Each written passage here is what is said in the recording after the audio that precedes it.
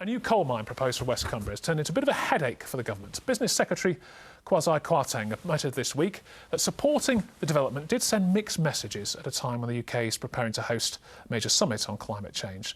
The mine will produce coking coal for use in the steel industry. It was given the go-ahead last year, but this week Cumbria County Council said it would reconsider that decision. Now, Bob Cooper's been speaking to Workington MP Mark Jenkins and asked him really whether this does suggest mixed messages on the government's environmental record.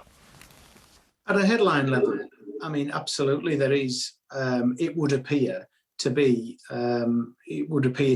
somewhat contradictory. But of course, it's when you get into the detail that you realise that, in fact, this is a mine for coking coal. There is no commercial alternative for coking coal in the steel industry, or in fact, some other industries such as electric vehicle batteries. Currently, so we have a reliance on coking coal going forward. There is this counterintuitive argument that we need to onshore some of our carbon emissions, such as mining coking coal here, rather than in the US, and then shipping it halfway across the world. The headline does matter, though, doesn't it? You know, the authority of the government, when it's hosting the COP26 climate conference later this year, it needs to send out the right message, doesn't it?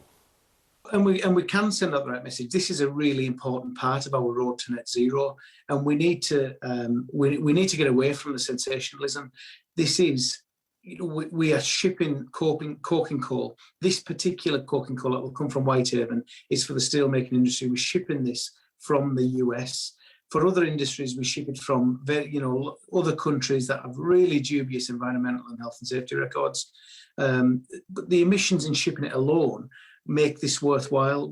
The business secretary said just this morning again, it makes absolutely perfect sense to have a domestic source of this coal. Voice MP Mark Jenkinson. Well, opponents of the mine, who include Greenpeace, also the national leadership of the Labour Party, disagree and say it would increase carbon emissions, and they want to see the steel industry move to greener technologies as quickly as possible.